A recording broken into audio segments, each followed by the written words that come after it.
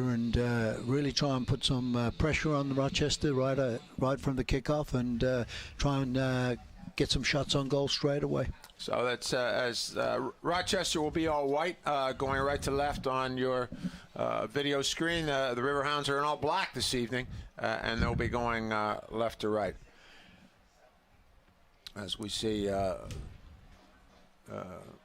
ball being cleared away and headed down before Jose Angola tries to get a touch. For the Rhinos, John McCarthy will be in the goal. Anya Abassi, Kyle Hofford, Tony Walls, Pat McMahon across the back. As we see Matty Dahlman coming through, and lofts early one into Jose Angulo. And looking for nice Joseph Nguyen, and he takes a volley, and it goes over the end line. And in the midfield, J.C. Banks, Alex Sundley, Lance Roseboom, Alex Dixon with Colin Roof up top, although we expect that's really going to be a pretty much a 4-3-3 with J.C. Banks and Alex Dixon. Yeah, that was a good start right there. I mean, that was a good cross, and Robbie Vincent actually was just wide left of Joseph, and I think he was a little bit upset that he didn't get the ball, but I think he felt he could get a first-time shot off, and now knocking it back to the keeper and starting again at the Riverhounds end and starting to build up with a long ball down the left-hand side of the field and a ball right to Robbie Vincent again. And Vince is going to bring it back to Sterling Flunder, and also in the lineup is Johnny Mendoza. Forgot to mention him in the midfield for Rochester. As we see both teams in the early stages of the game, just trying to build a little tempo and momentum. Crowd still filing in here for this 7 p.m. contest at Highmark Stadium in Pittsburgh. Yeah, well broken up there and given away again, and Rochester on the attack again down the middle of the park and knocking out wide left.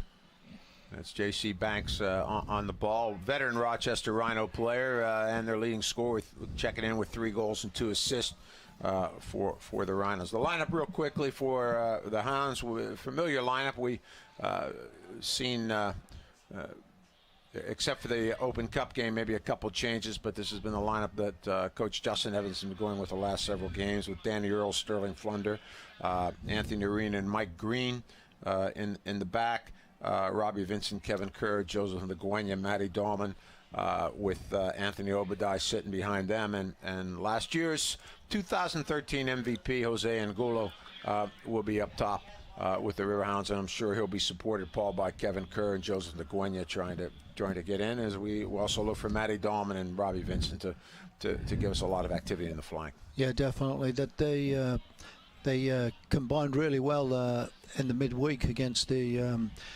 Red Bulls, and looking to probably do the same things they were doing on Wednesday night and switching the ball. Right, Matty Dahlman, last year's league leader in assists, only has 1 so far, but he picked up 2 in the Open Cup game, including 1 to his favorite target, Jose Angulo. So hopefully that's a sign of things to come for the Hounds, and we'd love to see that combination click a few times this evening. Oh yes, Matty was definitely back to his old game on Wednesday, and creating havoc with his crosses. He had, I think there was like 16 corner kicks, and he took every one of them, and they were dangerous every time they had them. So we'll look for him to be dangerous on dead balls and overlapping down this right side and getting crosses in.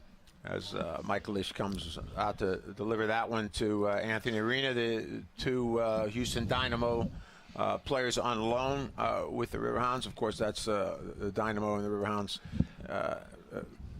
contracted an affiliation this year, which has really been very, very helpful to the Hounds. So there's a dangerous ball by Mike Green, really won by Obadiah, and cleared away by Sterling Flunder. Yeah. As I was saying, it's been a great relationship, partnership with the Dynamo and with the Riverhounds. Probably the only negative, Paul, is that sometimes the Dynamos has the share of injuries, so we've lost some players like Anthony for a while, and Brian Ownby, who was very, very effective beginning of the year. We have not seen him recently because he's been filling on there in MLS. So and for the for the Rhinos, they're working with the New England Revolution. So it brings a new dynamic to USL Pro this year, and certainly we've seen the caliber of play just continue to improve every year. Yeah, and it's great to see those guys getting a chance, and they want to come back here and play because they get to play. When they go to their MLS teams, they're either on the bench, and if they're lucky, they get in, but 9 times out of 10 they don't. So they're really pleased to come back and get to play. Yeah, great ball there to Alex Dixon from Johnny Mendoza, and tried to lay it off, but could not intercept. But Mendoza came deep to get that one, and then played it forward. We're seeing Jimmy Banks and Alex Dixon really hugging the touchline a little bit, trying to provide a decent amount of depth for the Rhinos. Yeah, and I'm saying I notice in here Rochester can get out of trouble pretty easy because we've just got one forward up front, and they have 3 defenders, so if they're in trouble, they can always knock it back and not have a worry of getting intercepted. But here's a good ball out wide, but there's 3 players against Anangwe, and it goes down. No call. There's a little bit of mix-up there with Joseph Nguyen and Tony Walls. As we see Abassi, Anyo Abassi at the left back, and he swings that forward, or swings it to the opposite side of the field. And they're closing. I say this is where I'd like to see us, and I'm sure that'll change as the game goes on, and start putting more pressure on their defenders when they have the ball, so we can create some mistakes and capitalize on it. And so far, it looks like the Hounds are stepping up with a relatively high line, Paul. The back 4 are stepping up, inside the center circle, and I think trying to sort out that marking and how they're going to deal with the 3 up top. Yeah, I'm noticing as well, we've really got the wind with the Riverhounds going from left to right. I'm looking at the flags out there, and I just saw the goalkeeper's shirt. His wind's really picked up, so ball's flying when it's up in the air, really carrying. Yeah, it's a very, very strong wind at the Riverhounds' back right now. So as we see a very long ball from Plunder to Jose Angulo, he gives chase. He has Nguyen, and he has Kevin Kerr entering the box. Tries to wheel and deal. And beat Kyle Hoffer out there. And it looks like he's going to get a corner out of it finally. So good job there. He was unlucky because he didn't have any support. Got up there quick enough. By the time they got there, he was already closed down, so he had no choice to try. I thought he might have had an opportunity at one particular time to deliver with Kerr and Nguyen, but Hoffer closed it down relatively well. There's a dangerous in-swinger, and that one's going to go off for. I don't think Jose's going to get a call there. He's looking for a little bit of a shirt tug, but he's probably not going to get that one. So Matty's got to adjust to too with this wind as well. When he gets up in the air, like 15, 20 feet. Yeah, because it is coming. It was coming in that direction too. Yeah. So it just took off. Right. So very, very strong one, very windy day, wet, stormy day here in the city of Pittsburgh. The rain's supposed to have, we're supposed to be clear with the rain for the rest of the evening, but, some pretty ominous-looking clouds coming in. So we will see as we see Anthony Obadiah getting pulled back. Getting pushed, picks up a foul with Colin Rolfe. And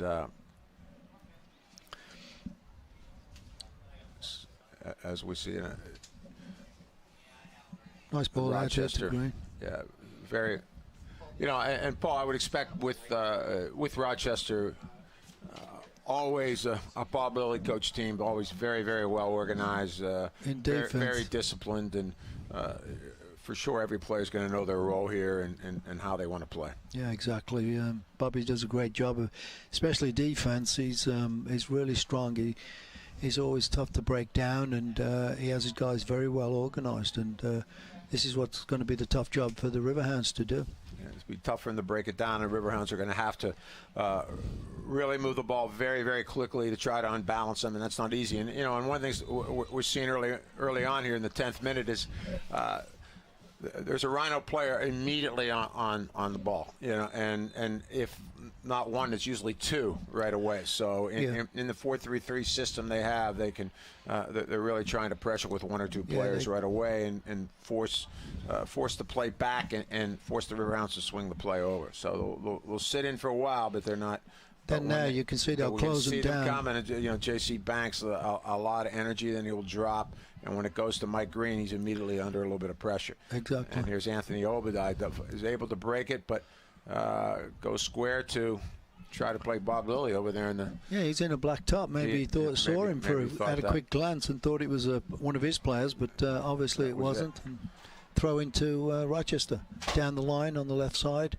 Well won there by Arena.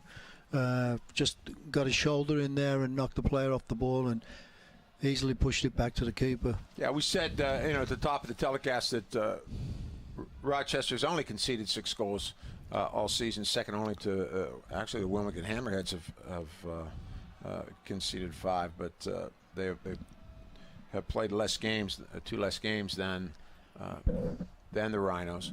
Rhinos always one of the standard top teams in USL Pro for many, many years, and I'm sure looking for a bit of resurgence with Bob Lilly back at the helm for the Rhinos. Oh yeah, great job there. He's got Jose 4. Wheeling and dealing, draws 4 defenders. Handball? No, said shoulder. I think that was a good call. The referee, we might see a replay on that. I don't think it was intentional. We might see that one, but Jose been very, very active on the ball. It's good to see too. Always willing to take some on as he takes on 2, 3, 4 defenders. Yeah, it was his chest, shoulder. Chest and shoulder. And the referee was in a great position to see it too. He was right facing the player, so he's not going to get that one for sure. So again, we can see the Rhinos there with Alex Dixon. Tries to swing over. That's picked off by Matty Dahlman. Here comes Kevin Kerr, where the Hounds looking for Jose, but cleared away by Tony Walls, and then again a big one by Lance Roseboom for the Rhinos, and it's over here on this left side to J.C. Banks, who's been very, very active. Colin Roof in, going to take that one in the corner with Anthony Arena. Anthony did a good job there. Got to the ball really quick, and Wolf couldn't even get there. I don't know whether he got a knock or something, or. And then they go again, starting up the back, switching it around and trying to create some openings to slot some passes through. Colin Roof and Alex Dixon have spent time with the Dynamo, so that's interesting. So there's a few guys with that connection on the Rochester side. Yeah. A lot of changes from last year's team for sure. And as Joseph Laguena plays for Robbie Vincent. Robbie looking to. There's a nice little, or well done by Roseboom to pick that off. That would have been nice to see, Gino. We saw that on Wednesday night between those two guys. Great combination that got him the 3rd goal with Robbie and Nagunga. And with Joseph, it was a great little 1-2 play between Robbie Vincent and Joseph Laguena. And I think, Paul, those are the kind of combination play that we're going to have to see a lot of to break down this well-organized Rochester defense. Yeah, you're not going to really do much in the air against them. They've got some big guys at the back and are very strong and really organized. Yeah. And the only way you're going to break them down is from corner crosses, corner kicks, and quick combinations outside the edge of the box and getting some 1-2s. And you can see them as the Rhinos pull out. They're all together. Their lines are very, very compact. The back 4 comes out together. The midfield's probably about a 10-15 yard separation from the midfield line and the back 4, so they come out well as a team. As we see Kevin Kerr though pick that one off, trying to find Matty Dahlman, but again closed down immediately by Anya Obasi. Yeah, and you can see they've got 4 players around 2 of the Riverhounds. I mean, and here's Jose Angola. He again never hesitates if he has it on that left peg of his to pull the trigger, but not close with that one. No, it's a little bit too high, and the wind took it. It was a over the little top. interesting there. It's kind of funny, though. I mean, Jose's been able to find little pockets of space in front of that back four, whereas our wide players, Robbie and Matty Dahlman, have been closed down immediately. Yeah, sure. Here's a good ball again down the Queenie, just getting it under control and knocking it back to the Lish. As we see the rain start to come here at Highmark Stadium. So it looks like windy, cold Saturday evening. Crowd starting to get their rain gears on and bundle up a little bit. But hopefully they're going to stick with us and continue to support the Riverhounds throughout the course of this game, because certainly the Riverhounds rely an awful lot on that crowd support, as we see Michael Lish boom that one, trying to find Robbie Vincent, but that's going to be cleared away by the Rhinos. Yeah, we're not going to get too much in the air at all, Gino. I think it's got to be laid into players and then laid back, and like we said, some combination plays to break these guys down. And here's Arena looking for somebody to hit. Great ball. Great run by Kevin Kerr, but that's going to be too strong. Picked up again by the wind and hit the turf and shut off. Went very, very strong at the Riverhounds back right now. So hopefully we can take advantage of that, though, Paul. Keep the Rhinos in their end. And get some shots on goal. Yeah, but they're doing a good job, the Rhinos. And you can see always looking at, Dixon, J.C. Banks always streaking. If they don't play to their feet, they're trying to play in behind. Stop by the Pepsi guest service tent and sign up for your chance to win one of 2 staycation packages at the DoubleTree by Hilton Pittsburgh Green Tree. As we see a Bossy try to find at the newly renovated DoubleTree Hotel in Green Tree. Colin Rofin. Can't find him, and that's going to be controlled nicely by Tony Walls. Yeah, we really haven't seen Rochester get any chances, really. I mean, they've got down there the last couple of times. Now they're starting to penetrate. And clears that one. Sterling Flunder's going to clear that one away. As good battle going on there on the right flank with Danny Earls and Alex Dixon, 2 very experienced, quick players. That should be an interesting one-on-one battle throughout the evening. And they're going to be going at it with each other, and who can come away with the ball. And there's a breakdown again. And we're going to have to really kind of settle this thing down a little bit and try to combine as we see suddenly controlling. But again, a cleared one that Mike Green easily picks up. Kevin Kerr knocks it, and the Riverhounds will restart it and go all the way back to Michael Lish. But immediately, very high pressing. I mean, the Rhinos are, again, that's a good great ball. If he can catch it. Can he catch it? Jose Angula's in the box. Matty Dahlman coming late far post. Wide open if they can find Matty Dahlman. But we cannot get him as we saw Danny Earls coming up in support. Paul, I think we see Joseph making that run. We saw Kevin Kerr making one earlier than Anthony did not connect with Anthony Arena, but those are the kind of slashing runs, I think, that we're going to need to force their back four to pick players up and to challenge them a little bit. Yeah, I think so too, Gino. I think they've got to get out there and knock these balls out wide and get behind them like they just did. And Domingo just did a great job there and held it up. Shame he didn't see Matty over here on the far side because he was wide open. Instead, he decided to lay it back, and then more defenders were back there to cover. So Rochester, again, patient with it, going back to their keeper, John McCarthy. Really, so far here, we 19th minute, 0-0 between the Hounds and the Rhinos, as we see Nguyen going through. Robbie Vincent with a go. And well saved by John McCarthy, as we see Anthony Obadiah on the ground. And, referee, I think, wisely let that one go. Yeah, he let it play on. We had that shot, and it was well taken by Robbie Vincent. I was about to say that, really no real opportunities for either side, and by far that was the best chance of the evening. Yeah, for sure, and that's what we've got to do more of, Gino. We've got this wind. When you get a chance on the edge of the box, you've got to crack these shots, and hopefully the wind's going to help it even a little bit more and really make it tough for the keeper like he did with that one. I thought he still palmed it, but I thought it was still going to go in the net, but he just got enough on it to push it around the side. Just went around, as we see the Riverhounds on this second corner of the evening. Matty Dahlman to take the in-swinger. And he does. He lofts that in. Oh, and just McCarthy gets a fist on that and is going to put that one out for a throw-in that will be taken there. I believe it's by Anthony Arena will take that one. It's a long throw into Joseph Nguyen. Not cleared away by the Rhinos. Now it is by Johnny Mendoza. And popped back in by former Rochester Rhino player Danny Earls. Yeah. So I'm sure the Rhino fans will have been pretty familiar with Danny's work over the last couple of years. It was, had some great years in Rochester, and we're lucky he's with us in Pittsburgh this year. We nailed down the left back spot and has really helped solidify the back four. Yeah. A little bit of a shove there by an Ngwe, I think, or was it a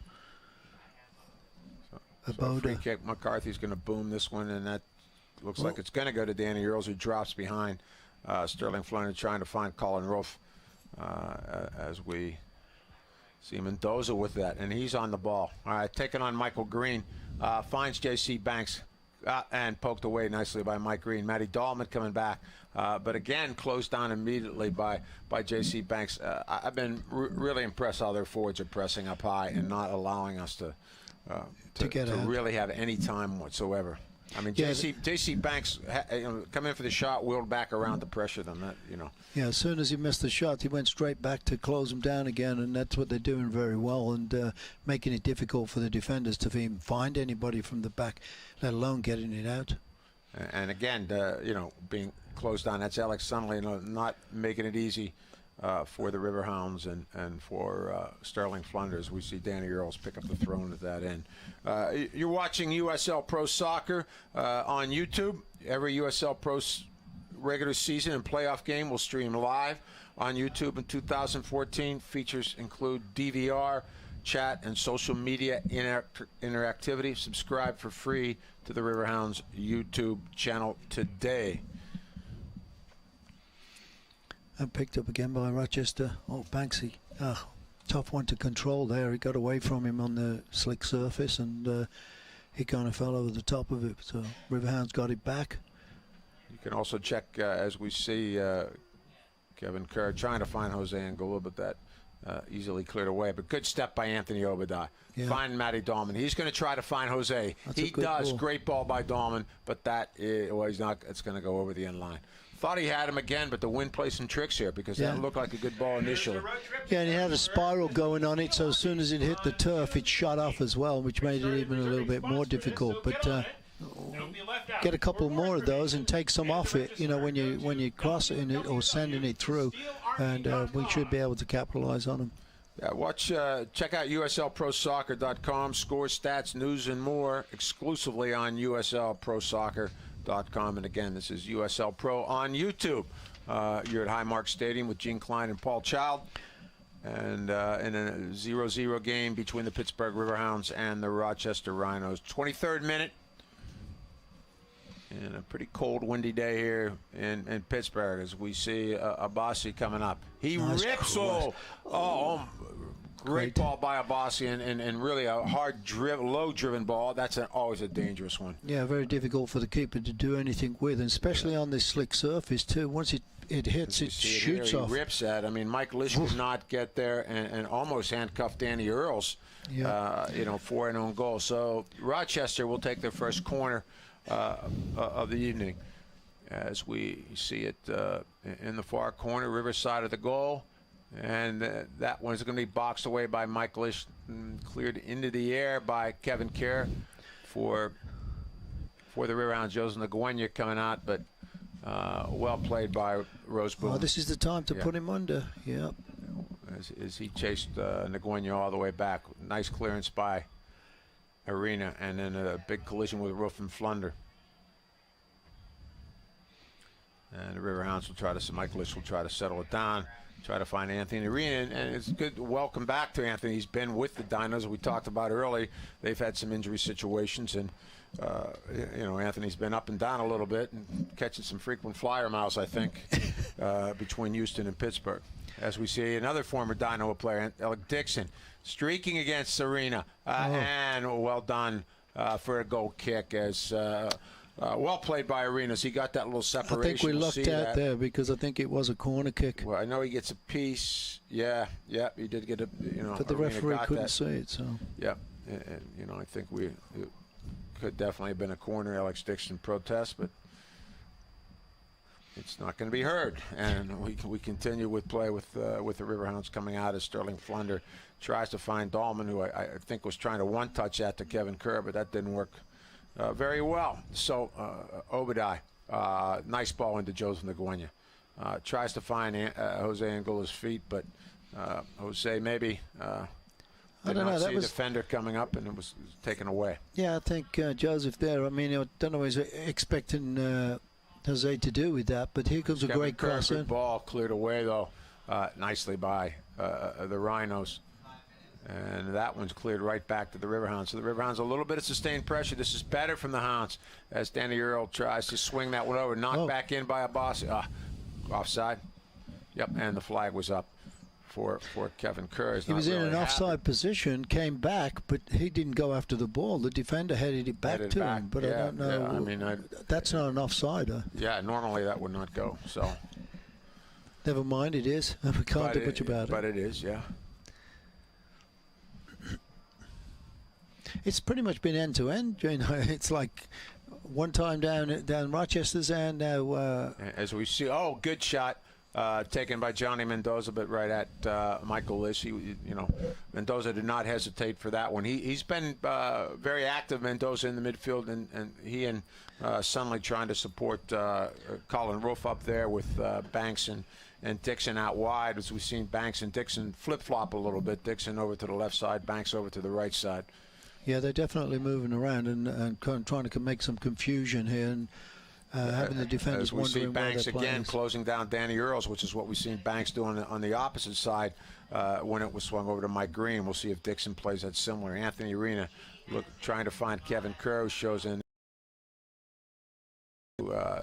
Gives that one to Mike Green. Good one into Jose Angula. Closed down immediately by Cal. There's a nice overlap. Great run by Danny Earls. Can he get a good cross off? And I think that would be a corner. No. 6. I thought the Rochester got a piece of that one, but it's going to be a goal kick. But good little run, and that's the kind of combination. Robbie Vincent holds it nicely to Danny Earls, can get around, and cross goes over top. Nike is a proud sponsor of USL Pro. Follow at Nike Soccer on Twitter for all the latest Nike Soccer information. Great header by Arena. As we see Dixon turn and go on Mike Green. Mike Green chasing and close them down and stops the drill. But Dixon's going to get the cross out. And ball brought back in the middle by Earls and then cleared up in the air by Obadiah. J.C. Banks slipped a little bit that one, Paul. I think on that cross, or that could have been really dangerous. We see Robbie Vincent cutting across the center of the park.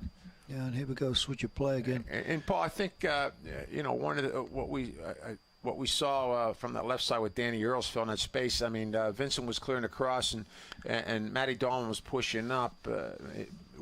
You think the Riverhounds can release like Michael Green a little bit earlier there because he really had no one. Dahlman pushed up on Abbasi, and there was no one here at that space. As we see Greeny now try to stretch it out a little bit. So they're going to have to recognize those spaces a little bit quicker. Yeah, definitely. The guys who are on the ball at the back have got to check it out real quick, and if he's open, get it out to him quicker. As we see, Nguyen tried to find Angula. Too many bodies. Well done by Rochester. Greeny, a little bit of a ball in the air, tough one for Obadiah, but he deals with it well. It was Angola attracting 2-3 defenders every time. Dahlman rips one across, but that's going to go to John McCarthy, who's done very, very well for Rochester. Rookie goalkeeper out of LaSalle, Philly kid. Has done, been very impressive in his rookie campaign for the Rochester Rhinos. As we see Mendoza try to find Dixon.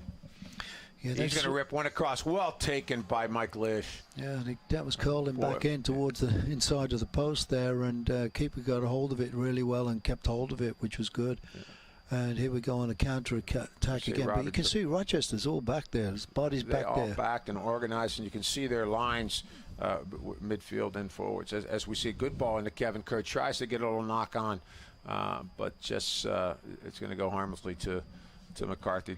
Now we have it out to Mendoza. And Paul, you mentioned that's not a good one for Mendoza trying to find Dixon. You mentioned earlier. I mean, there's been some end-to-end stuff, and it's I think both teams both teams very, very well organized, and when they do get it and they have some numbers, they're flying, trying to make something happen. Yeah, definitely. It's interesting. Dixon's staying on this left-hand side here. I don't know whether Bobby just thought he would switch him over here, put him against Green, felt he would do more for him. He's behind Green there. Thankfully Anthony Arena wins that one on Roof, because if he does not, Dixon was flying. Greeny got hooked up a little bit higher on him, but we'll see. As we see, their shape is well maintained, and we'll see. It might have something. Might have something to do with Danny Earl too, being used to these players. I mean, he came from Rochester. I don't know whether they had a chance to play him with Dixon or against him, and they just didn't want him over there and brought him onto this left side, because he's been dangerous since he's been over here, Junior. Yeah, I think Dixon's. I don't know if Dixon would have played with Danny Earl.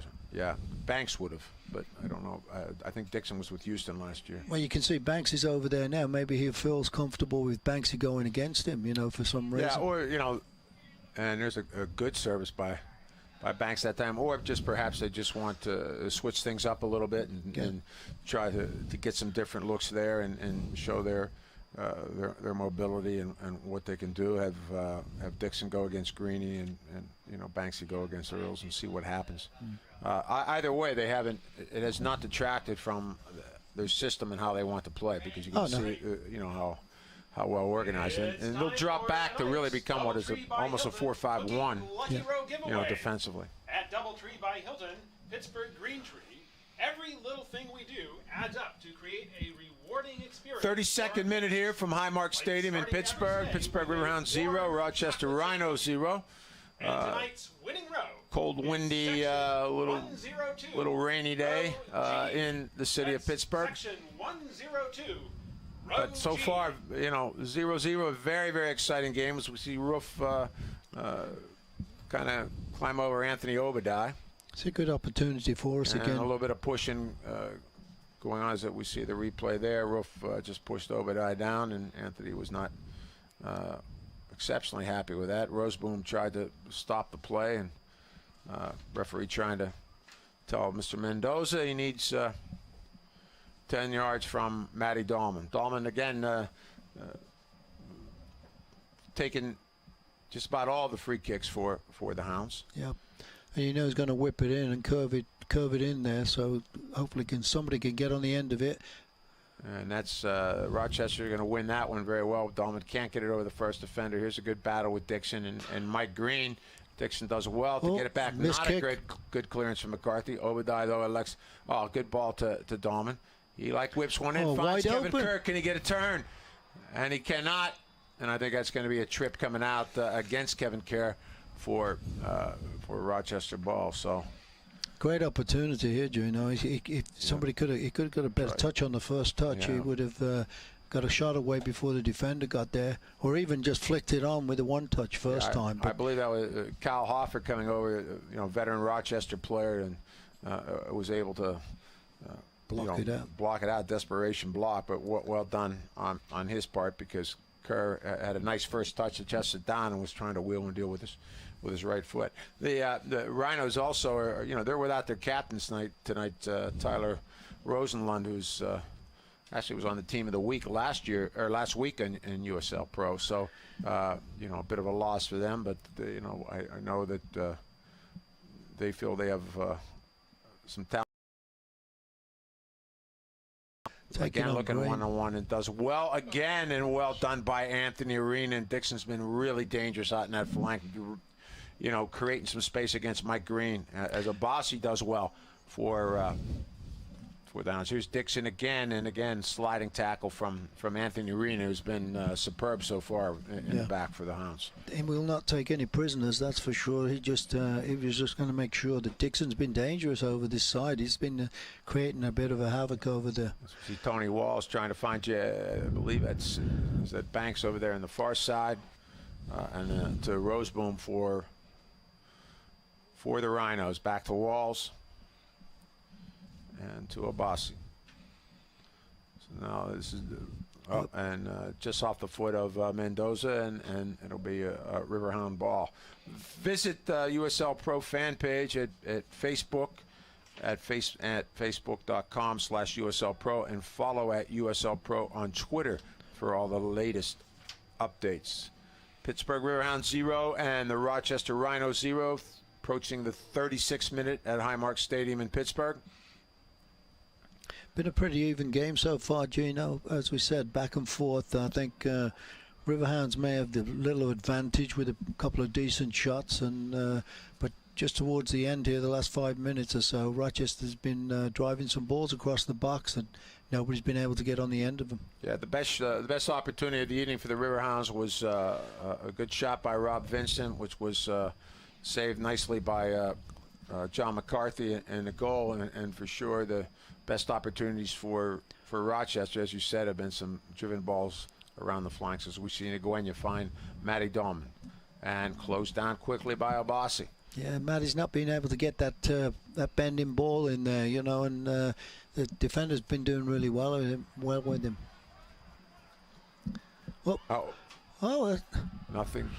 Nothing there. Kerr's looking all around. I guess they're saying inadvertent. I mean, both players walking out. As we see Dixon on the ball. Oh, he beats 2-3 defenders, but went one too far to Flunder. Here comes Robbie Vincent from the outer flank. Mendoza, just a little bit of miscommunication with Ian Roof, as Roof was checking in, and he tried to play him out wide. Yeah, I don't, it'd be interesting. This is a trip, I think. Look. Well, yeah, it wasn't intentional. They just are just bumping into each other. And of course, Kerr was not. Certainly wasn't facing goal or anything like that, but Kevin was looking towards the referee assistant, but didn't see, no help there, as we see Anguilla wheeling and dealing. And then again, drawing a couple defenders. Well done by Jose. Tries to find Kerr, slashing through, and Jose's been creating some difficulty when they can find his feet. He's he's very dangerous, but you can see, I mean, he's 3 or 4 guys around him. He's got to try and get that little one touch and then split those guys, because somebody's got to be free there when you've got 4 players around you. So he's creating some havoc there. 38th minute, 0-0, Rochester and the Riverhounds. Here's a chance. And Sunday taking it, still live. Banks coming in, but it's cleared away by the Pittsburgh Riverhounds. Throwing on the far side for the Rhinos. Yeah, I think the first goal here, we need to get a goal here, and that's going to open up a lot of things. Obviously, we're a little bit biased. Bossy going forward, he's gonna have a go, and that's not a bad effort from good 25-30 yards out. Yep. But right at Mike Lish, he found a little bit of space past Kevin Kerr. No one closed down quickly enough, and he had a go. But fortunately for the Riverhounds, that went directly to Mike Lish. Seems like the wind's dropped a little bit too. I'm looking at the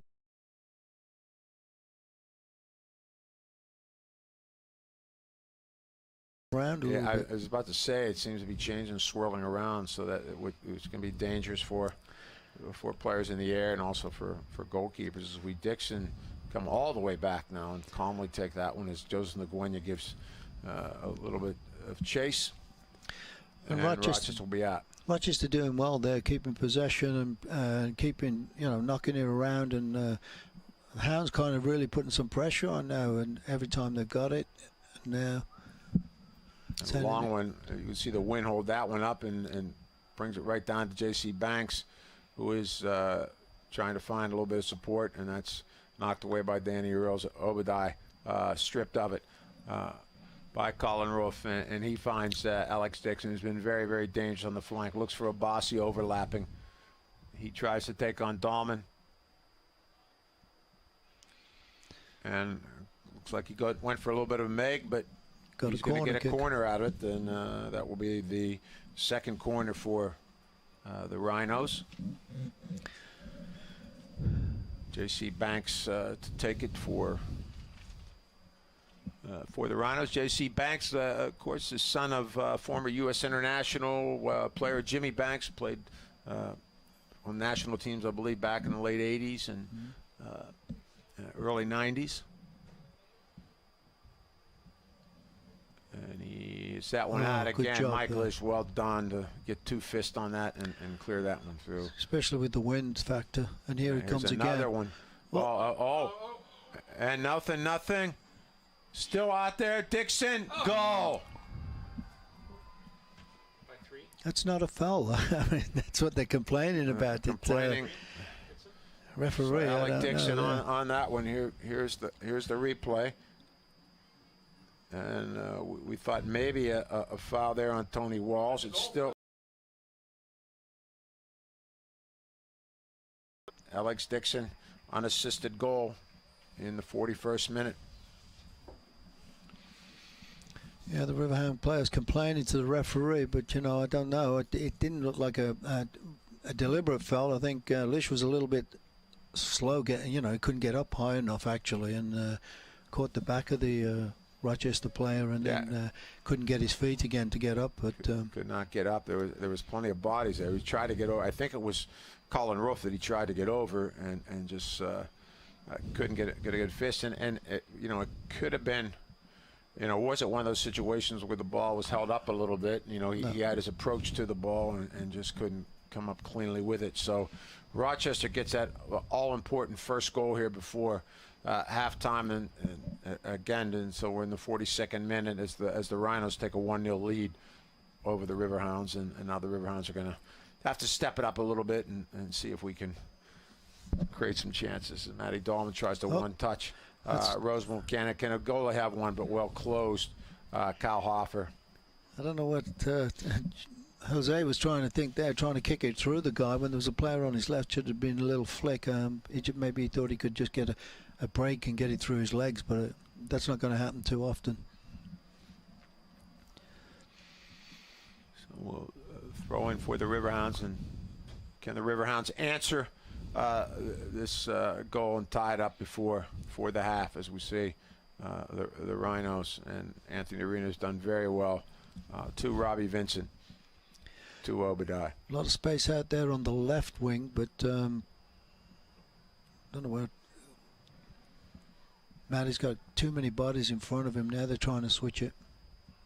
But again, we get, you know, the Rhinos very difficult to break down. Not too many passing lanes, Paul, into Jose or Nguyen. They're struggling to find that space.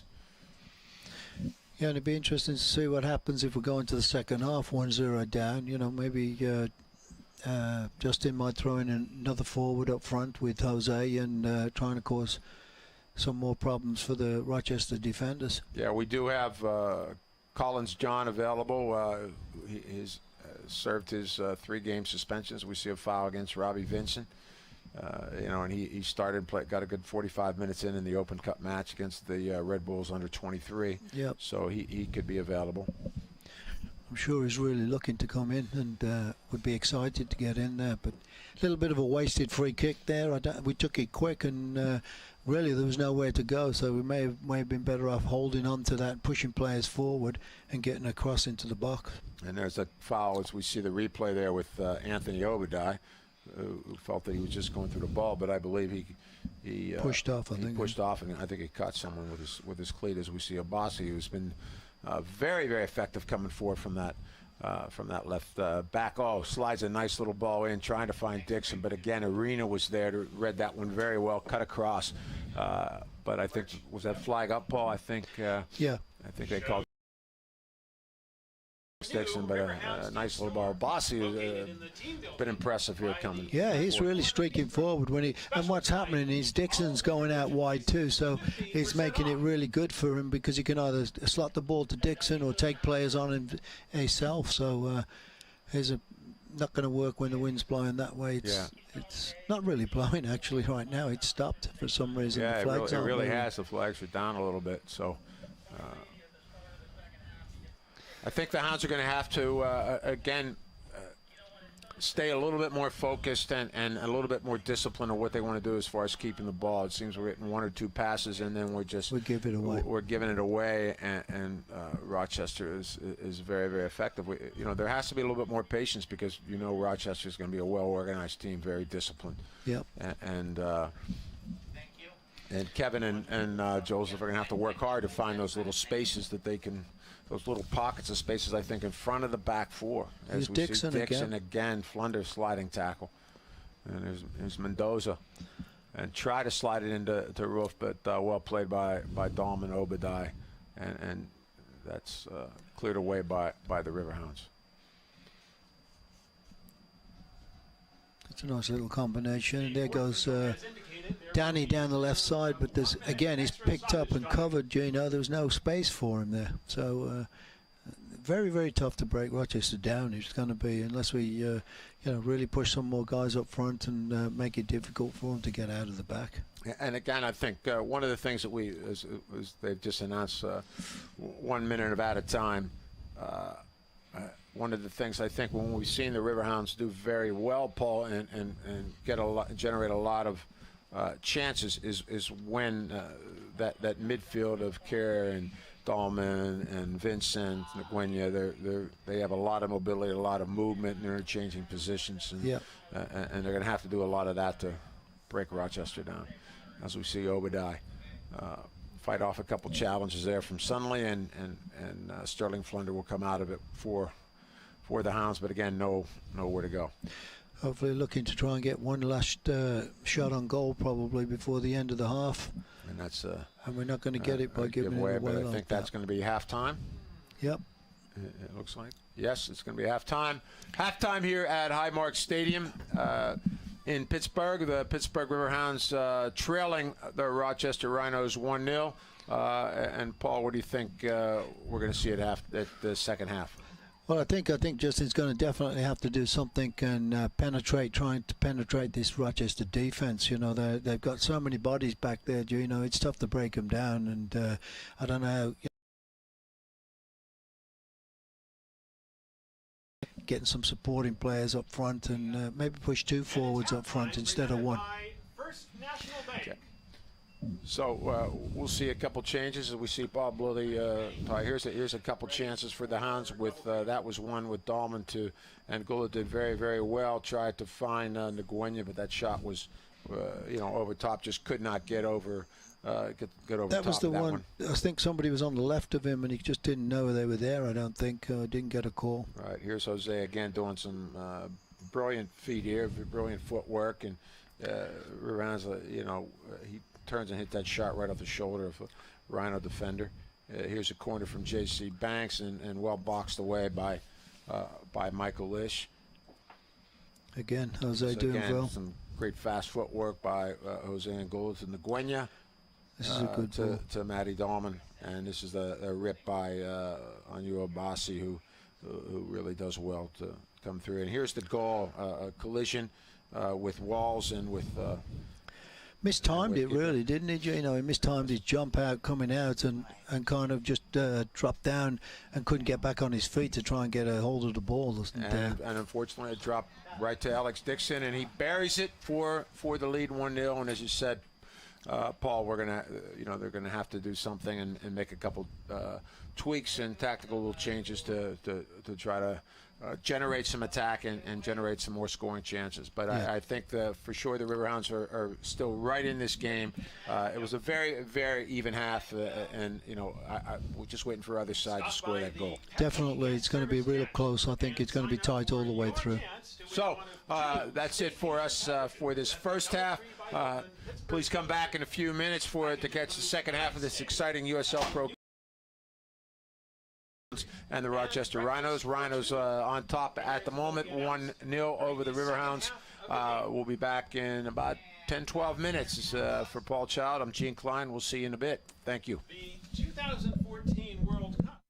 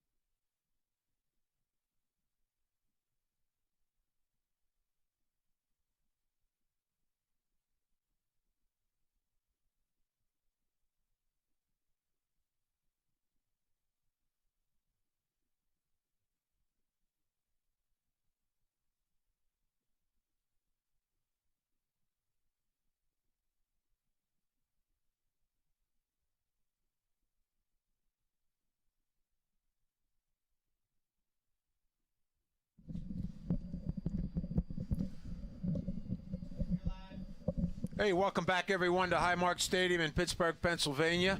I'm Gene Klein, along with Paul Child. We're here for this late second half goal by Alex Dixon, have taken a 1-0 lead over the Riverhounds. And Paul, it looks like we're going to see the one change that we thought we might see happening for the Riverhounds, and that is Collins John will enter the game here in the second half for the Riverhounds. Yeah, I don't know who he's replacing right now. Do you know these guys are just still coming out? But I think it might be Joseph Nguyen.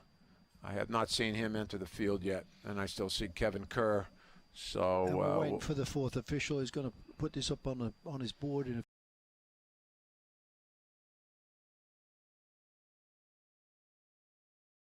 something like that, Gino. He's got to put some pressure on this Rochester defense because it's so strong. So we are looking to see Collins Johns. I believe he's going to go in for Nguyen. I mean, Collins Johns, and we'll see if Justin Evans, I would think, probably will go from the 4-1-4-1 that he had been playing to maybe a straight up 4-4-2. Yeah. As we see Collins, they put his number up. And, yeah, I believe it is Joseph. There was some last-minute instructions from Coach Justin Evans and say, Collins, you got to pick us up, my man. We need some goals. We got to get a goal, and that's what you're here for. And see what you can do. The Riverhounds need a win. So, and again, we'll see. I think that's a dangerous duo with Collins and Jose Anguilla, and maybe that's the two that can break down this Riverhound defense. Well, they've both got 45 minutes on Wednesday, and they both look pretty good. When Jose came in, he really picked it up, and we hope to see the same thing happening right here. So it looks like you will go with Kerr and Obadiah in the center midfield, and as we thought there, it's going to be straight up 4-4-2, and I believe that's the only changes. We'll double check to see if we can see anything for the Rhinos, as we see the Rhinos surging forward, and there's Mendoza. That ball is taken out of the air by Mike Lish, and but I think everything looks about straight up for the same lineup. I think same lineup for the Rhinos, who are on all white, going left to right on your screen. Riverhounds all black, going right to left. So again for the Rhinos, as we see Colin Johns with his first touch. And that's going to be off Pat McMahon, the right back. So in the back for the Rhinos, McMahon, Tony Walls, Kyle Hoffer, and very effective in the first half, Anya Abassi. And with the midfield, Alex Sunday, Lance Roseboom, Johnny Mendoza. Up front for the Rhinos, J.C. Banks, Colin Roof, and Alex Dixon. And you can see again, that Dixon's come onto the right side this time again. Which is where he started the game. Yeah. And start the second half the same way. They seem to flip as we see a good run by Jose Anguilla as he draws a couple defenders, Hoffer, and tries to split Hoffer and McMahon, but doesn't do so. But it's one back by Vincent. Danny Earle's trying to overlap Robbie Vincent to Anthony Obadiah is going to swing that all the way over to Sterling Flunder. So we'll see. So far, I mean, the Rhinos were very, very difficult to break down in a 4-3-3, and we'll see if that becomes more of a 4-5-1 as the Hounds put pressure on. Yeah, it kind of looks like that right now. It's they've got one forward up front, and as we see, goal kick. I think Collins wanted a corner, but that's going to be a goal kick. First half stats, both teams very, very even contest. Again, as we mentioned, 41st minute goal by Alex Dixon, and a bit of a scramble in front of the goal, a ball that Mike Lish bumped into Tony Walls, and the ball dropped and was not effectively cleared, and Dixon buried it, as we see Colin Roof give chase to Sterling Flunder, and taken out by Robbie Vincent. But stats were very, very even. 2-2 in corners. The Rhinos had a little bit of edge in shots, 4-2. Three saves, or one save for Johnny McCarthy in the goal, and it was a nice one against Robbie Vincent, the Hounds' best chance of the evening, and 3 saves for Mike Lish. you know. There goes Banks good down the ball. left There goes side. J.C. Banks. And Dixon laying off behind him. And fortunately, a little bit of slip from Colin Rolfe as he tried to make that near post run, Paul. And again, but we saw the attack and how they were able to get out effectively on the counter. Here's Colin Johns, with a battle with Walls, but it's gonna be won by Tony Walls. And here comes Mendoza out to find Dixon.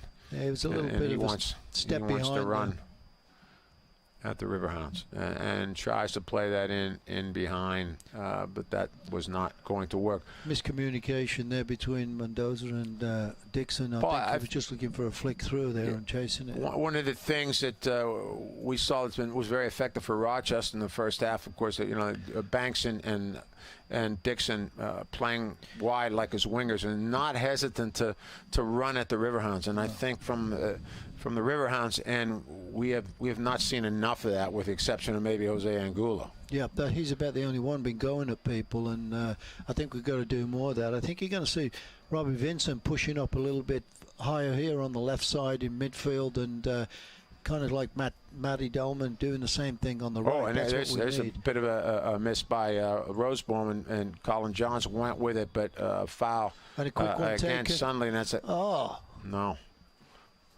And he wants to book. He's going to book Alex Sunday on that one after that foul. They're going to see the slip there from Rosebaum, and Colin Johns comes up, and a little bit of a collision with Sunley. So that'll be so he is booked. He's in the book with the yellow in the 49th minute. Hopefully can get something going here with this. Yeah, Matty Dahlman again on the free kick for the Riverhounds. Can they pick one up here? He has a great ball in, but that's cleared away. Dangerous ball, but no one running. Nope. Beside Jose, who had cleared the space. And here comes Dixon. Foot race with Flunder. He's going to win that one. So Sterling covers nicely behind Danny Earls, who had pushed up a little bit.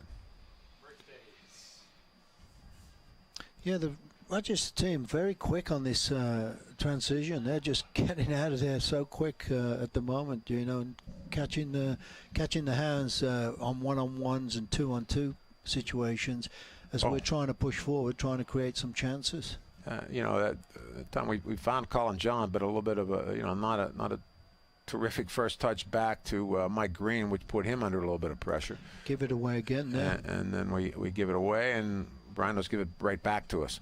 Here's Colin Johns again, and over to Matty Dahlman. And they're getting in the box of some bodies. But see again, this right there, I think we had talked about this a little bit at halftime, but Matty was content to take the touch and tried to deliver the serve, and it's becoming a little bit predictable. Yeah, it's easy for the defender to figure it out. He knows he's going to knock it to the side and then get a cross in.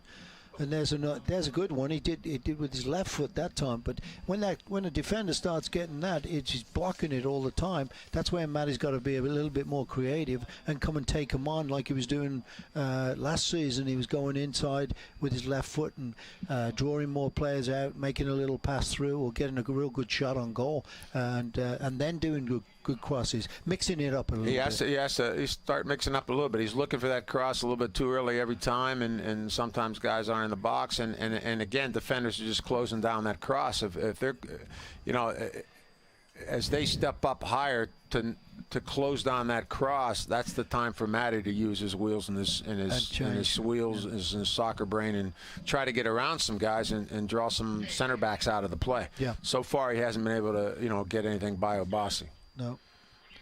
And again, they're closing him down quick too. There's two players on him right away as well, so makes it difficult, and that's what they're doing.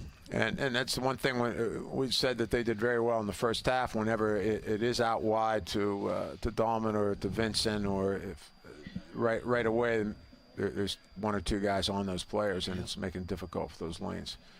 As we see Robbie trying to find, but again, nothing inside. He has to come back again and start over. Yep.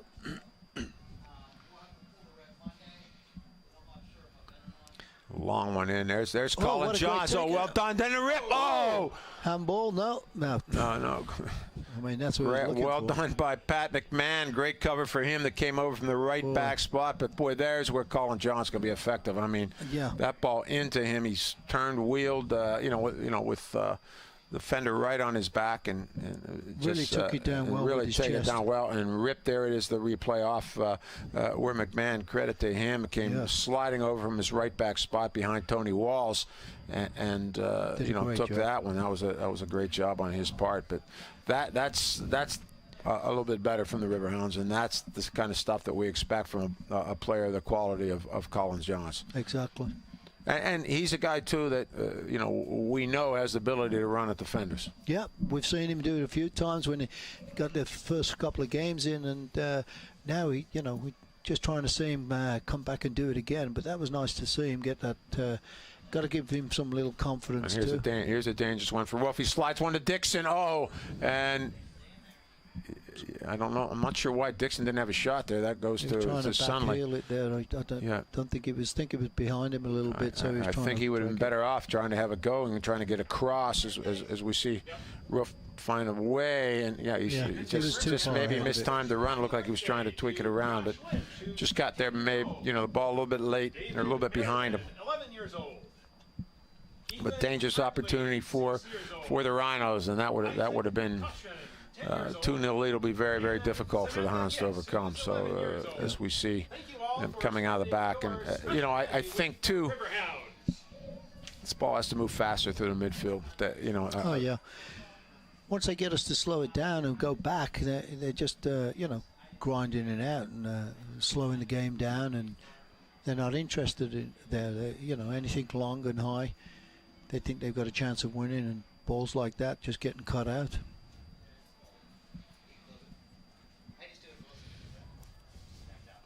So Rochester holding on to 1-0 lead over the Pittsburgh Riverhounds.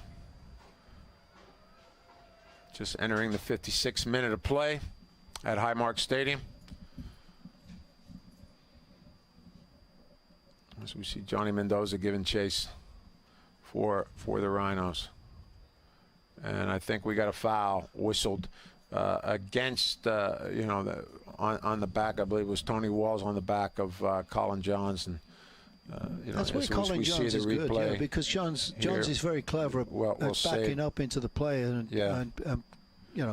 getting these calls. So, hopefully they're going to get something out of this. He times it just right, Gino, when he feels this defender coming on him. Yeah.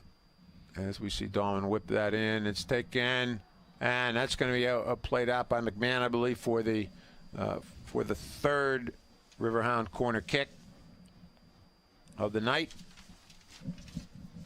Matty Dahlman again getting plenty of activity on these serves.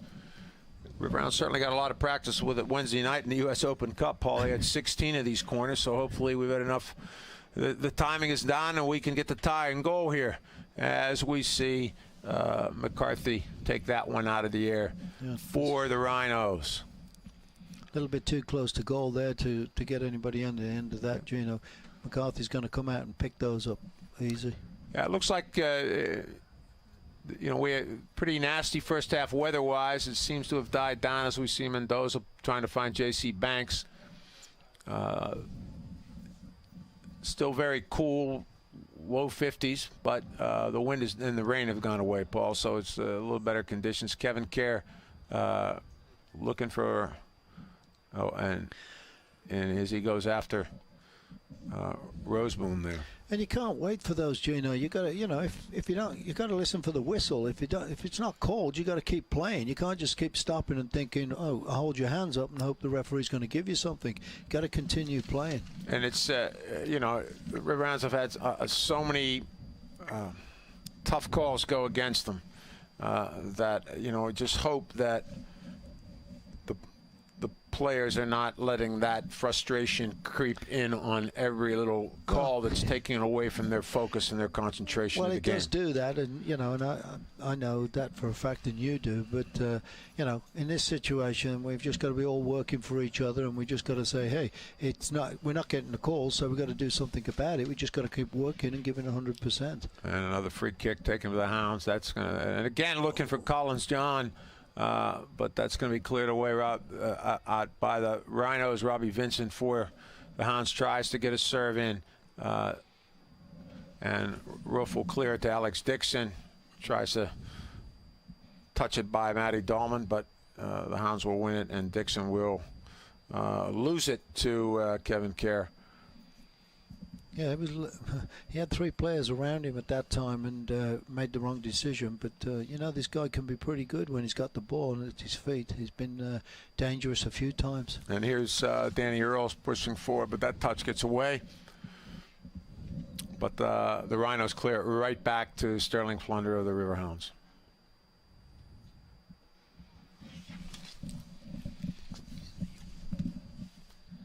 There's a breakthrough in the middle. Arena coming up. Nice play. No, Kevin Kerr. That was Kevin Kerr. Oh, sorry. Yeah. And Obadiah. Trip. Oh, got a call on that. The Rhinos don't like that one.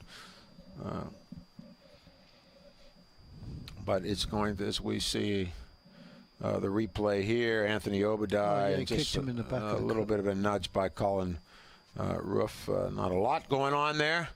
But enough for a foul. I don't think enough for a booking, but enough for a foul. And Matty Dahlman will have yet another free kick, and the Hounds got to capitalize on one of these, Paul. We've had enough. We've had enough of them. Yeah, definitely. It's got to come soon.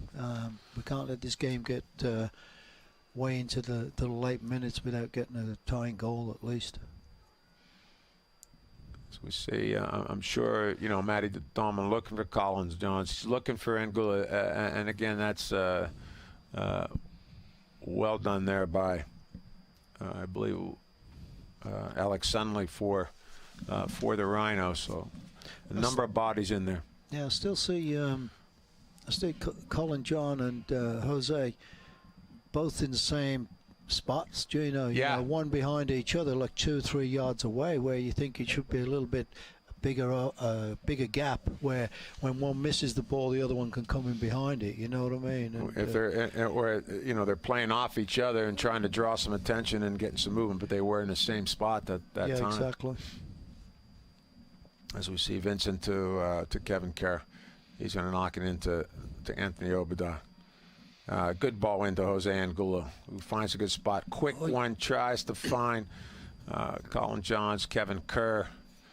A little bit better there in that Jose found that little pocket of space. Anthony turned, looked inside, and we saw a great run out of there by Kevin Kerr. So I think that's the kind of stuff. If one of those forwards check John or Angulo, then we have to see some people moving off the ball off behind them. Yep. And here's good. Colin Ruff. He doesn't have any support, so he's going to have a go.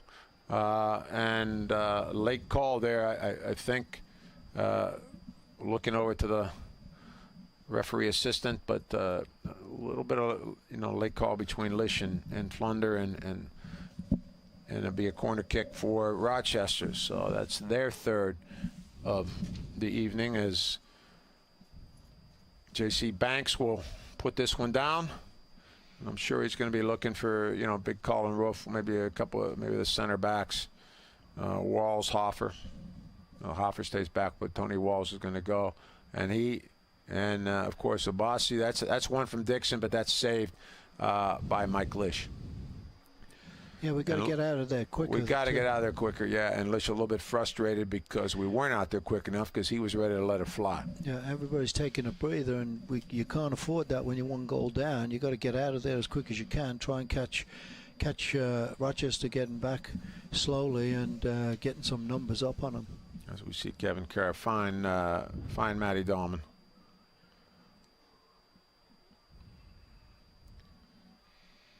To Arena. And again,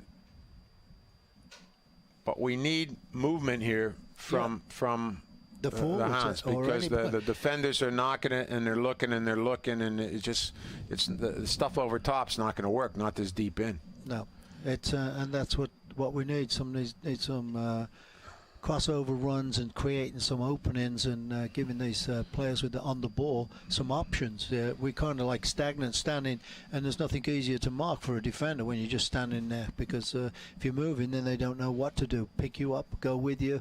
There's a good ball from Danny Earls and a header from Anguilla.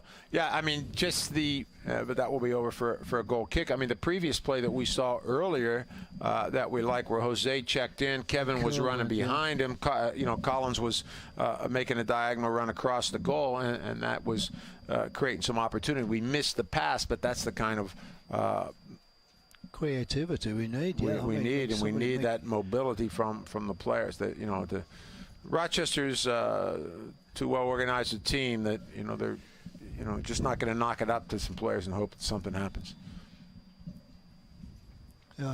Foul against Rochester on this one. He got hit pretty good there, but Matty was determined to win that ball in the air, and he may be pretty small, but he can get up. Oh, he can get up. No doubt about it. We see Kevin Kerr on the ball again, and we just knocked that one. That one away. Corner kick? No, I think it's going to foul on Kerr. But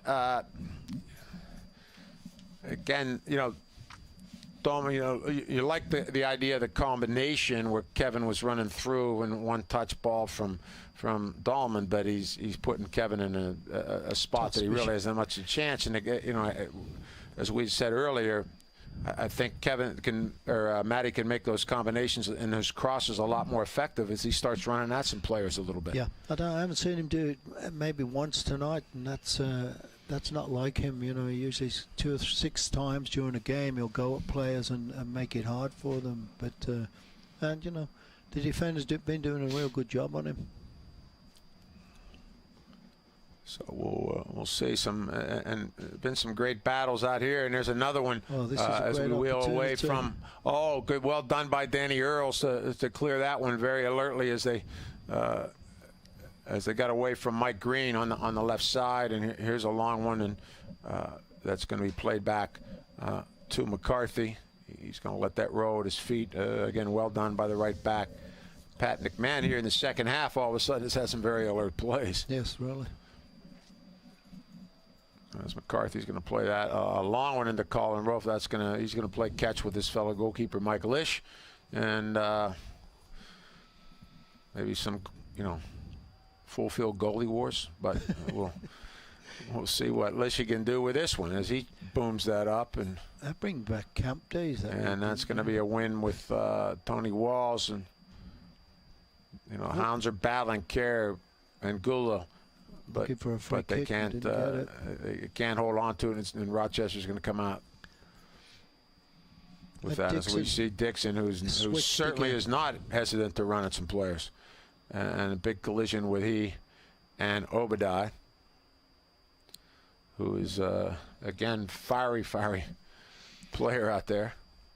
I think he did hurt himself there, Dixon. He got caught really strange on the ball, as you might see here in this replay. Yeah, well, we can't see that one, but he's struggling. He's struggling.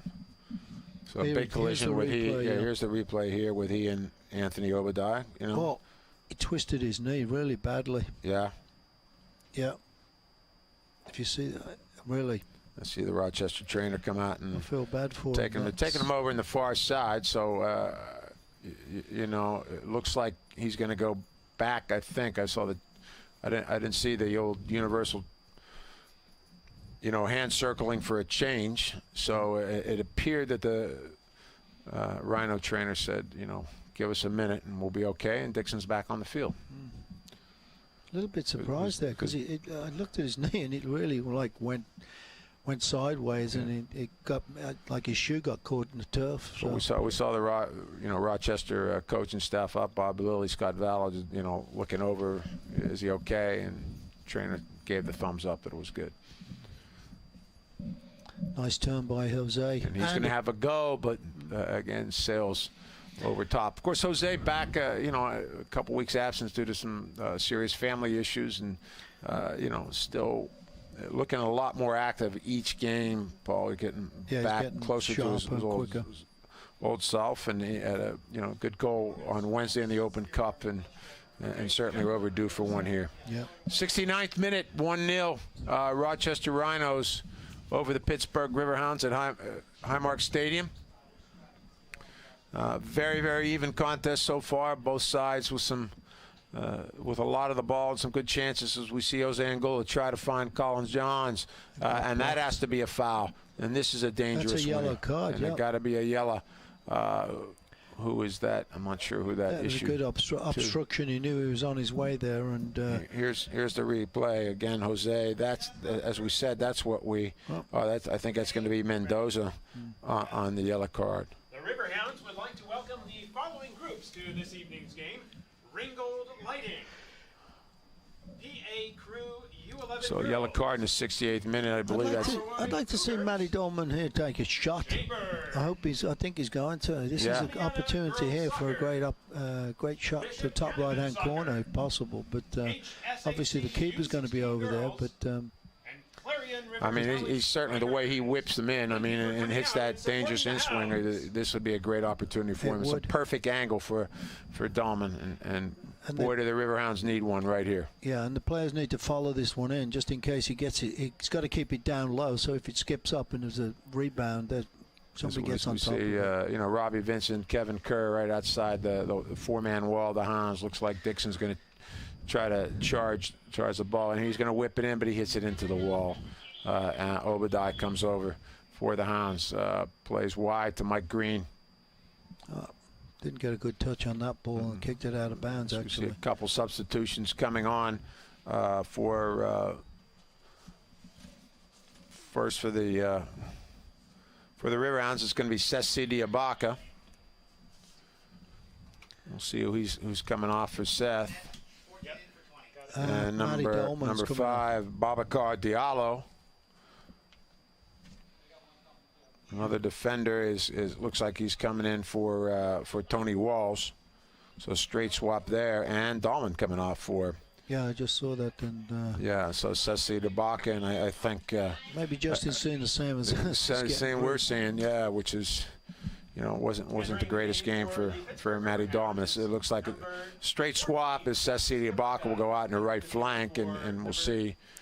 And it looks like with 71st minute, Dixon's coming out, Diallo's coming out as a defender, so we'll see how Bob Lilly changes this up, because Diallo's a defender. Yeah. I think he hurt himself on that last. So is he gonna drop really into a 4-5-1 now? Yeah. We'll see. It looks like he's a big guy. It looks like he's adding. I mean, he's going right to the back with Walls, but they still have Hoffer in the game. So is he going to go? That's a bad ball. Yeah. Well done there by Danny. And switches it. Almost looks like Paul. Looks like he's going 5 in the back. I mean, Diallo's marking Colin Johns, Kyle Hoffer's in the center with Walls and Diallo. So we'll see how Bob elects to play this one. Got a free kick again. Got a free kick again for the Hounds. And now Robbie Vincent's probably going to take this.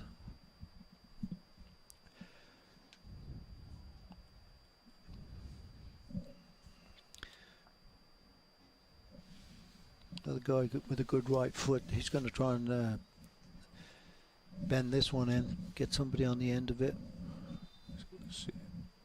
And we have some numbers in, cleared away by the Rhinos.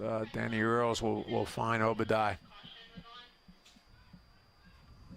Who goes back to Danny Earls, but he's going to be closed down. And Sessi Diabaka, great little combination from Seth. He got a good bounce there. Kevin Kerr. Oh, and that is, he won the ball, I thought, first, but he did catch the player afterwards. He got the leg, I think. He's not happy with it, but it's going to be a booking for Kevin Kerr. I think, yeah, he gets him. I mean, for sure. Clear call, and and Kevin's had a few difficult challenges. So Yellow card in the 72nd minute for Kevin Kerr. Probably get fined for that, but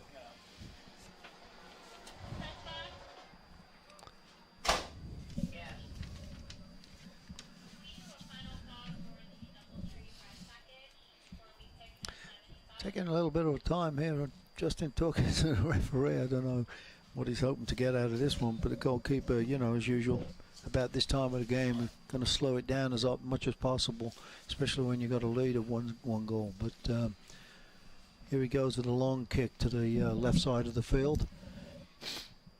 Banks get a touch on it. I think it's the Riverhounds throwing. So again, I mean, yeah, it really does look like they've gone 5 in the back ball. Oh yeah, he's not. I mean, he's put Diallo. I mean, you know, McMahon's in there, and as we see Rolf coming through. Oh, it's a goal kick. That'll be a goal kick at. Oh, that's a wild call. Winners will be announced shortly during this second half of the game. Final call.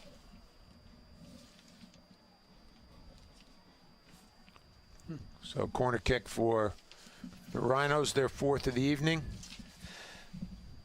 No wind this time, so it's probably been much more of an accurate kick here.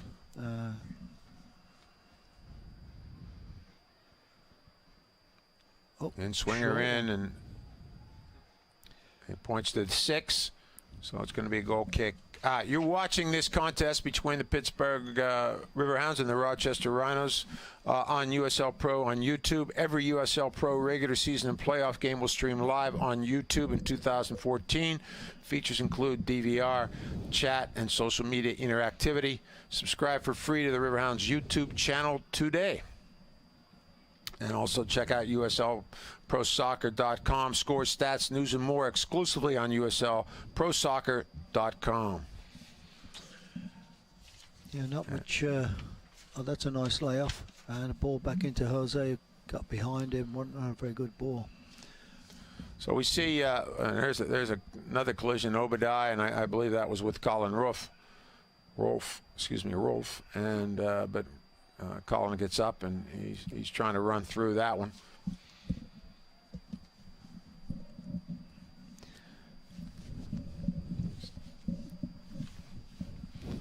And again, the Hounds trying to find something, but you know, we don't have any movement up front, you know. We got to get some diagonal runs. And again, that's what happens. And Sterling is running, he gets caught with it. I mean, and because he's looking for something. He's looking for someone. Somebody comes out and challenges him. Look, we're stagnant. We're moving in the midfield, but not up front, where these guys need these outlet passes.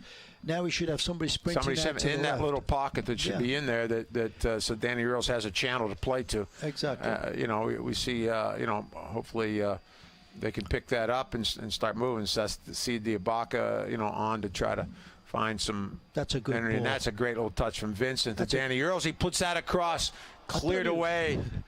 I thought he could have had a shot there. Here's Vincent. Can he have a go? And that's partially blocked and cleared away. Obadiah is going to knock it back to Danny Earls. Much better here from the Riverhounds. Try a clever little back heel, but that is going to be a throw-in for the Rhinos. So a nice little combination between Earls and Robbie Vincent. Cleared away, I think it was by the Rhinos. I was thinking he should have had a first-time shot, but I'm an offensive player. He's defensive, but that was a tough angle. He did the right thing, actually, to knock that back across. So again, you know, Hounds looking, and you can see the defenders arena, especially the guys in the center arena, and Sterling Flunder motioning to their players that they need a little bit of support there. Yeah. They need someone to knock it out. There's a huge gap in here again from the players. There's channels there. They got to find them. You know, they're not. The ball's not going to come through in the way Rochester plays. Now Collins comes back in a little bit. But there he needed a call to turn because nobody was picking him up, and then he could have created something. But we can see how crowded it is there with white shirts, and they're going to have to. The movement has to be much better. They're not going to. It's just not going to miraculously appear. So you've got about 18 players in that little area there. You know? And again, as we had mentioned, Alex Dixon was substituted for by Babacar Diallo in the 71st minute, and he, Diallo went to the back, and and really what we see is almost 5 in the back. So, Rochester is going to try to close out this 1-0 lead. Yep.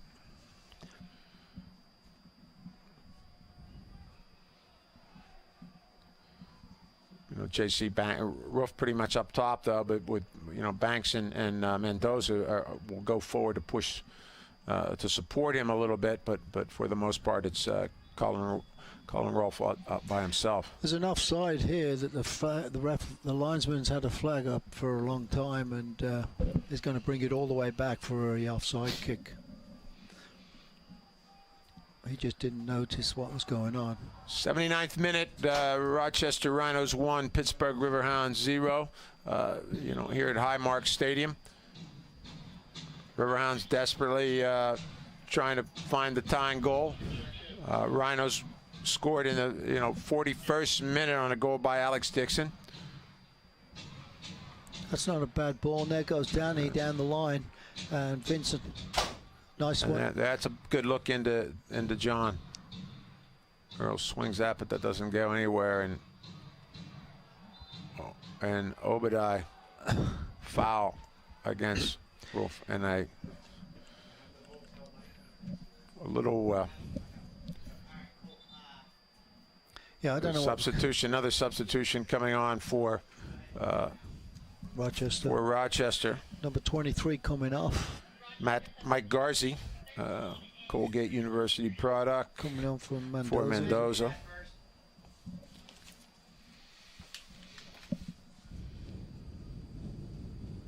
Now entering the game for the Rochester Rhinos, number 13, Mike Garzi. Yeah, they just got it packed back there. It's going to be, as we said from the beginning, Rochester are very, very tough to break down, Gino, and they're making it tougher. Yeah, almost a 4-5-1, Paul, really. Yeah. Or 5-4-1. Yeah. As we see Garcia a little bit holding that midfield spot. It was Sunley and Roseboom still holding down the center of the park. J.C. Banks has pretty much dropped to left midfield, and number 22, Colin Rolfe, up by himself. Banks will push up a little bit. I'm sure maybe Garcia with some fresh legs. Coach Lilly will try to get that fresh legs up there to maybe steal that second goal and secure the win. But dangerous one from Sterling. But did well to recover there. I thought he was going to try and knock it back first time, but he didn't quite catch it. And here's Abassi, who had a terrific first half, gave us a little difficult. Now he's set back just to defend and try to win this. Here's Colin Rolfe, who hits a good turn, but that's blocked by Sterling Flunder.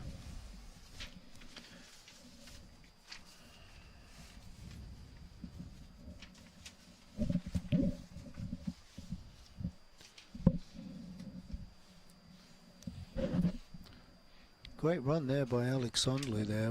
He was unlucky. If he'd have got that, the player trying to get the ball to him, if the defender didn't block that, he was in wide out because nobody picked him up running through the middle. Would have been an easy tapping goal. Ball driven across, and here's Mike Green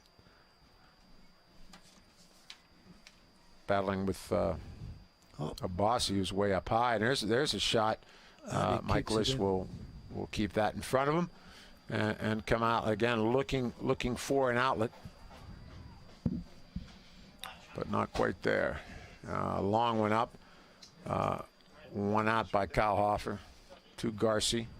He's going to find Banks. Looks like we're going to get a substitution again here. It looks like Miro is going to be coming in here, which is another offensive player. Another offensive player, which we had talked about a little bit. Also, that we go with another forward up high. We watched this guy in pre-season too, Gino, and he just come and joined the team again, and I really liked him, and I think he tried in a couple of different areas, and they brought him back. But He really he has some movement to him as well. He might. That's what Justin's probably looking for. Somebody showing up that front to give these guys at the back some outlet. You know. And so they pull off a defender, which is Sterling Flunder. Yep.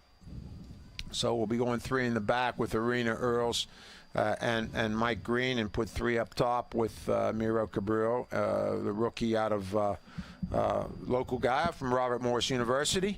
And he comes in and has a pretty confident first touch. Paul knocks it back, and we're going to see Colin and Jose up top, and right away he's bringing some fresh legs on, starting to move, which is what we need. He's doing some. He's already starting to make some moves, and that's what we needed here. Hopefully he's got enough time to get in. And there he goes for a break there. He was going to go to the out wide. Rounds now. This is better from the Hounds as the ball's moving quicker, but Ceci Diabaka tries to find Danny Earls moving in and can't, and now the Rhinos are going to hold that one up between Garcia and McMahon. So, and I'm sure they will take their throw in here. Take their time to kill the game, and I think that's a corner kick. That might be a corner. Yes, it is. It is a corner. Another corner for the Rhinos, their 5th on the evening. We'll see how the Rhinos play this one. They're still sending some numbers up, but they're going to keep Hoffer and yeah, they're always going to keep at least an extra man back for sure. And a couple others. As we see J.C. Banks taking this one. And looks, there's the big guy, Diallo, up, and that's going to go out for a goal kick. Nike is a proud sponsor of USL Pro. Follow at Nike Soccer on Twitter for all the latest Nike Soccer information, and visit the USL Pro fan page on Facebook at facebook.com/USL Pro, and follow at USL Pro on Twitter for all the latest updates in this USL Pro contest between the Rochester Rhinos and the Pittsburgh Riverhounds. Rochester still holding on to a 1-0 lead in the 85th minute, thanks to a first-half goal by Alex Dixon. Hounds are doing everything. Added a second forward in Colin John at halftime, and now just added a third forward in Miro Cabrillo at in the 82nd minute, and taking off a defender. And I'm sure the Hounds are going to really try to push everything they can this last 5 minutes of regulation, Paul. They've got to, they have no alternative, and got to try and keep getting this, moving this ball quicker, and because you've got 11 players back in their own half who, for Rochester, and making it very difficult to get out of. And a poor giveaway from Mike Green. Here comes a Bossy, and the flag is going to be up there off for Colin Rolfe for the Rochester, about 35 yards out. We've got 2 balls on the field. I don't think you can do that. And this will be Obadiah finding Robbie Vincent. He's got 2 players to beat, though, and the ball came back to we've seen that all game, where that midfielder or push him into the outside back, and then they'll close him down and double team. As we see Dibaka try to serve one, he cannot get it in. Mike Green lost one, and there's the big man, the rookie Miro. He gets the header, but easy win for McCarthy to pick up. All 3 of them there in the same area. That's where you need somebody just seeing that bunch together and just open this. See 3 of them right there, and just saw the replay, and that's where you got to see the ball coming in and open up a little bit and see where you can get, so this guy can maybe knock it down to you. So hopefully the Hounds can minute, and again, last 10 or so, a lot of pressure by the Riverhounds, but really it's time to get it into the mixer, really, and we're really not doing that at the moment. There's one hopeful one into the box again, and Colin John surrounded by 2 or 3 players. Right. And Danny Earl steps up for the Hounds. Of course, the Rhinos have been, for the last 10, 15 minutes, they're content to sit a little bit, and just make sure that nothing gets in behind them, and again, close everything down as quickly as they can. and Jose tries a bit of an adventurous. I'm not sure if that was a shot or he was trying to find Collins. I think he said he was trying to find Collins, but I mean, you know, they're talking about it right now. Yeah, yeah, and you know, this is one of the issues that the Hounds have to work through, because those two have not had a lot of time together. No. And you know, we just hope that you know, I think that it's still a very good team, and they have to.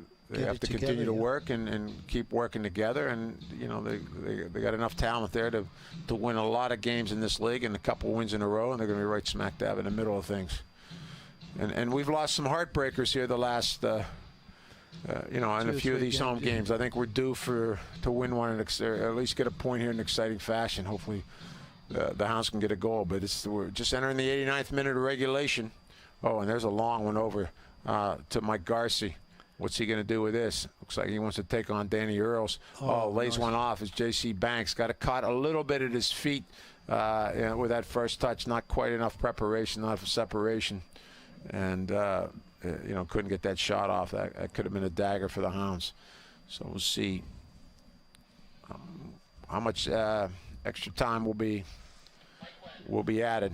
But I don't think a lot, Paul. No, I think maybe 2 or 3 minutes. Yeah, if we're lucky. I mean, there's a lot of substitutes, but that was really about it. And you know, maybe about 3 minutes. So they had that one collision with Dixon that held up a little bit. So it might be 3 minutes. We just have to wait and see.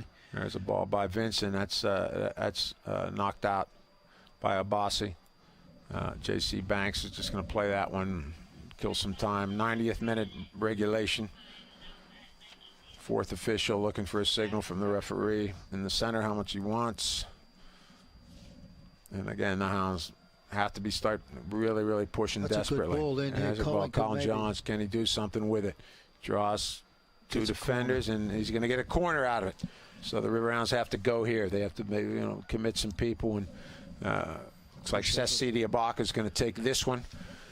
And everybody's back for Rochester inside the penalty box. All 11 players. Yeah, and everybody up for the Hounds, with the exception of Anthony Obadiah, who's going to be out for any clearances and not.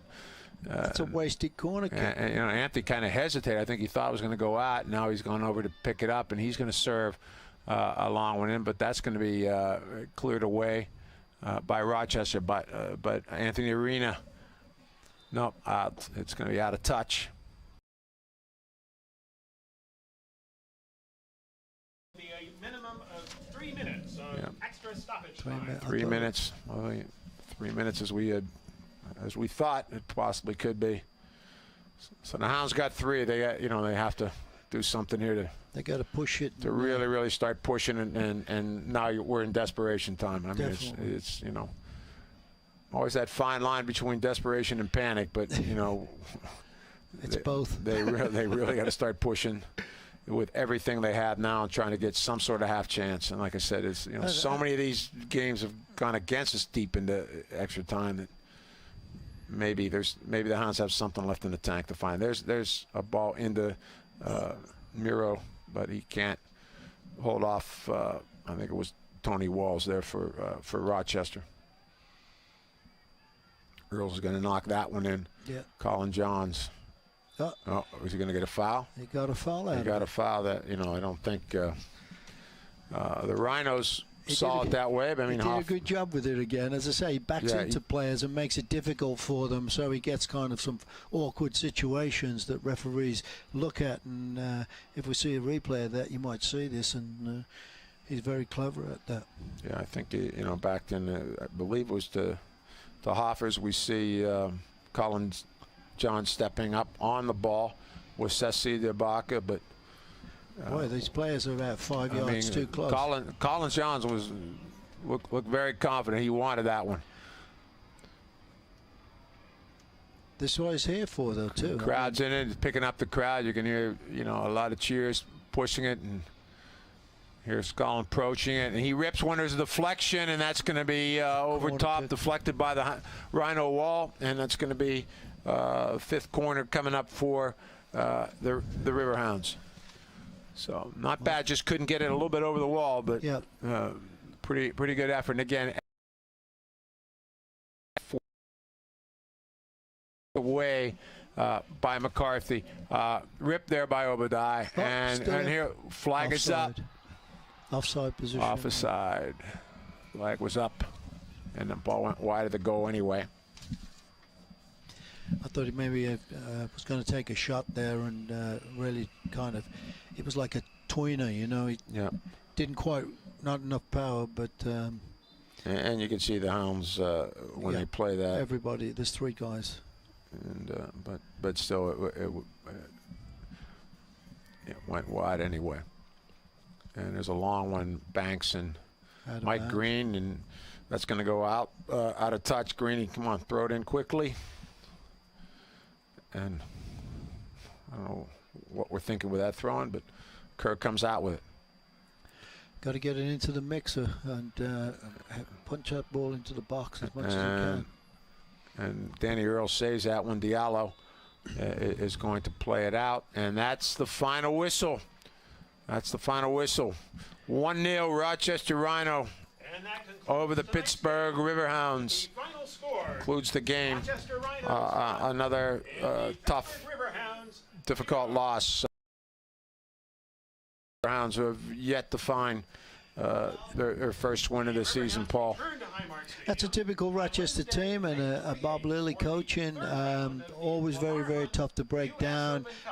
Looking for that one goal, and they'll do a good job when they get it and make it very, very difficult. And they did that, you know. And that's what we kind of need to do with our team. When we get a goal ahead, we've got to kind of be disciplined and make sure that we're going to give nothing away. But you know, you got to give hats off to Rochester. They did a great job, and you know, we just have to battle on and get more confidence, and hopefully come away with a win here real soon, because it's time to. It's time for a win. Yeah, exactly. And it's and every game has been excruciatingly close, and it's just a shame, and that the Hounds can't really find that way to crack it and get the first win.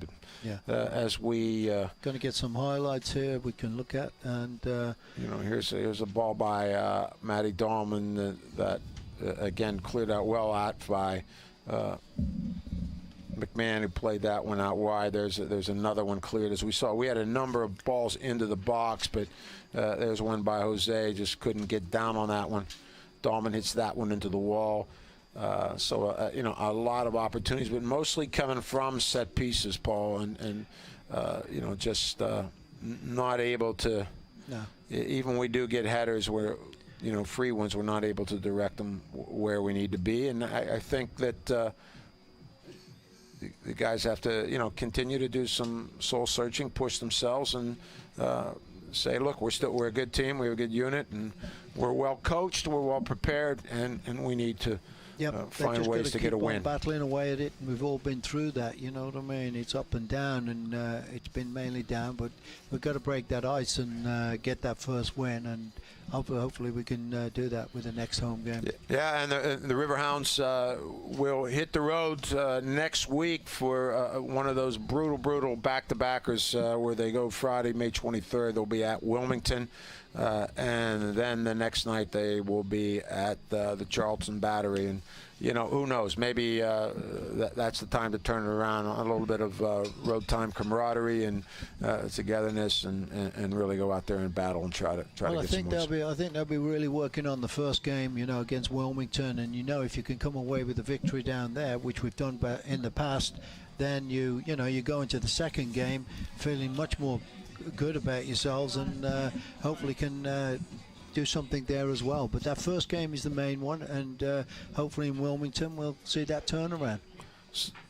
So again, from Highmark Stadium in Pittsburgh, this has been a USL Pro telecast. Rochester Rhinos victorious over the Riverhounds 1-0 to again pick up another 3 points in the standings. Riverhounds still looking for their first win, and we hope that you enjoyed this USL Pro telecast. We're looking forward to seeing you back here at Highmark Stadium in a few weeks. For my partner, Paul Child, I'm Gene Klein. We hope you have a pleasant evening, and tune in again next time on USL Pro. Good night. Good night.